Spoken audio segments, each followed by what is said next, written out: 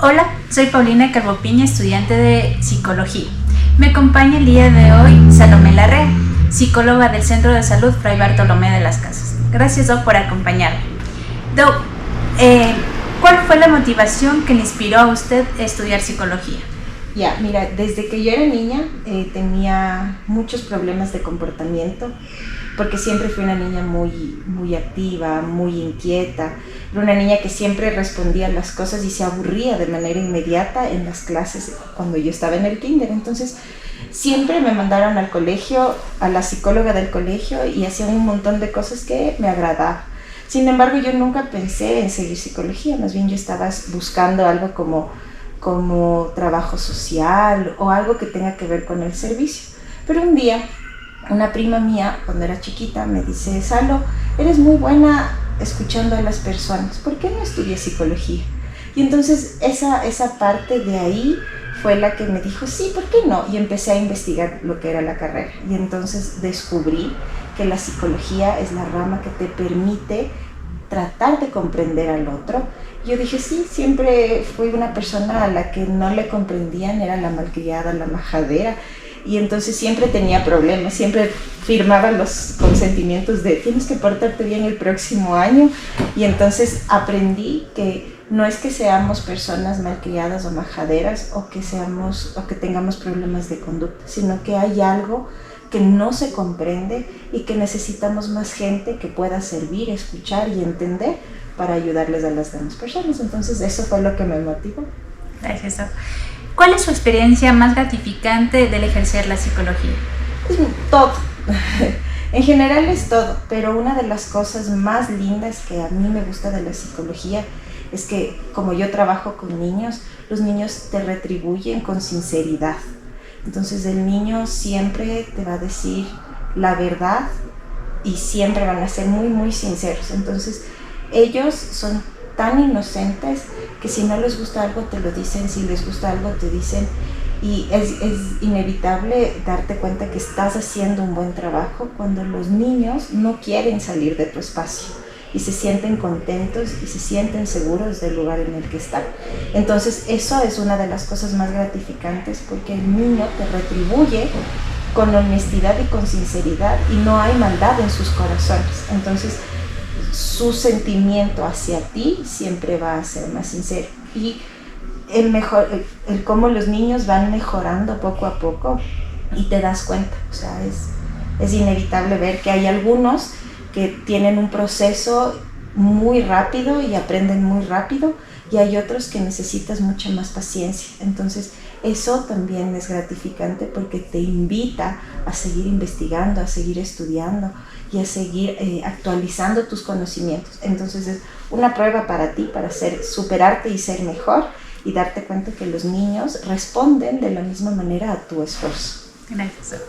Usted, al ser psicólogo, ¿con qué frecuencia asiste a una cita a un psicólogo? Yo soy amante de la psicología y yo siempre digo, si yo no le hago caso y yo no le doy la seguridad a mi carrera, ¿cómo le puedo dar seguridad al otro? Entonces mi proceso terapéutico durante algunos años fue una vez a la semana. Después de un tiempo me han dado de alta, pero yo sí hago como una retroalimentación emocional una vez al mes. Entonces yo voy con mi terapeuta una vez al mes, y además de eso hago también otras cosas que me permiten desahogar a veces del estrés que uno viene cargando del trabajo, de la vida y de la familia. ¿Cuál es la anécdota más triste que ha tenido en su práctica profesional? Sí, sabes que no sé si sea más triste, pero sí es algo que a mí me llama mucho la atención.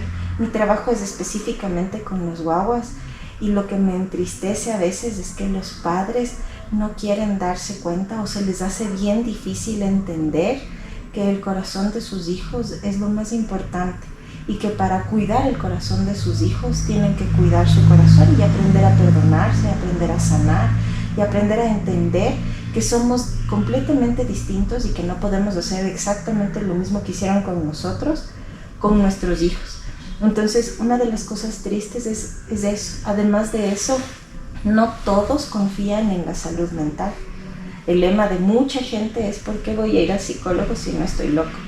Y entonces esa falta de cultura de salud mental es lo que nos hace falta como sociedad para poder ser mejores como seres humanos y aprender a vivir con el resto. Entonces, lo más triste es eso, ¿no? Que los papás sean renuentes al cambio emocional que ellos tienen que hacer y que nuestra cultura no sea una cultura de salud mental y que lo tengan como muy alejado. No es para mí y la salud mental es exclusivo para los enfermos, los locos y los que están en un psiquiátrico. ¿Usted cómo organiza la parte profesional a la persona? Al inicio es difícil, Pauli, porque cuando estamos estudiando psicología, todo vemos.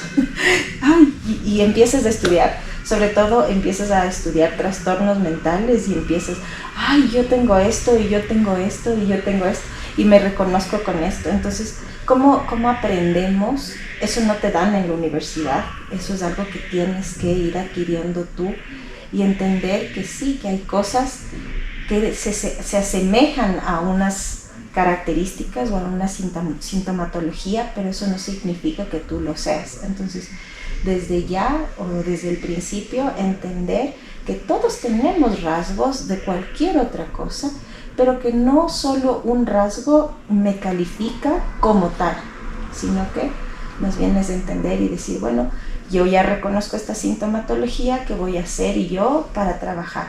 En mi vida personal sí ha sido complicado porque cada cosa que yo hago trato de hacerla viviéndola.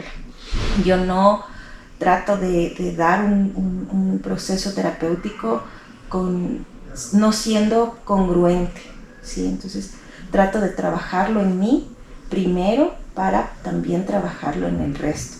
Y eso es lo complicado. Y también es difícil separar, ¿no?, el trabajo de la vida personal, pero entender que la gente, cuando te rodeas de gente muy bonita, la gente también te comprende y te dice, no eres mi psicóloga, por favor no me mires y no me analices.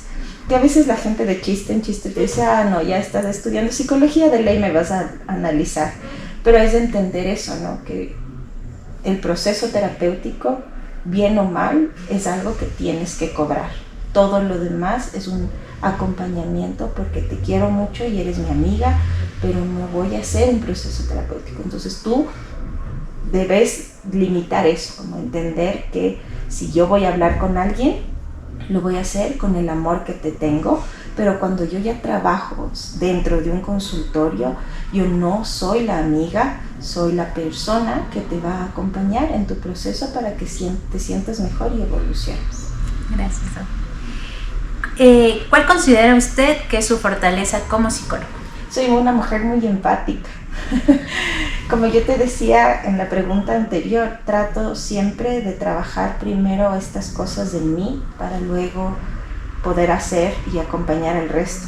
Entonces soy una mujer que trata de comprender. Alguna vez mi psicólogo me dijo, no debes comprender a todo el mundo, pero siento que una de mis ventajas y mi fortaleza es eso, el que el otro perciba que yo también te comprendo y que no te voy a juzgar, pero no solo no juzgarte porque la profesión te lo dice, sino no te juzgo porque en realidad acepto la persona que eres con tus errores, con tus defectos y te acompaño. Que ya no eres solo el producto, pienso que esa soy yo, ¿no? No eres el producto que viene al que le tengo que mejorar, sino eres el humano que tiene emociones, sentimientos y características y formas de pensar y que jamás vas a sentirte juzgada o juzgado, sino que soy yo la que te va a acompañar y te va a ayudar a que te sientas mejor contigo mismo. Entonces, si ya no te sientes juzgado por las personas que estás confiando para que te acompañen, el proceso surge no solo conmigo, sino con cualquier otra persona que quiera buscar un proceso terapéutico. Entonces, soy muy empática, soy muy sincera y soy muy justa, intento de ser muy justa, o sea, todo con responsabilidad siempre, pero con el amor que a mí me caracteriza. Gracias. ¿Cuál considera usted que es su debilidad como psicólogo?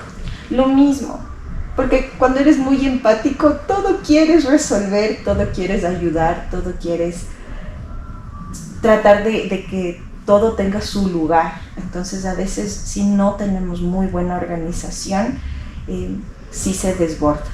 Pero considero que desde el desbordamiento está bueno, ya me desbordé, ahora cómo me voy a estabilizar y cómo voy a organizar. Entonces, con la parte de la empatía, que soy muy empática, sí, en un inicio, no sé si a los otros psicólogos no les ha pasado, pero yo salía del consultorio y entraba a mi casa a llorar porque tenía tanto miedo de que me pase exactamente lo mismo que les pasaba a los pacientes.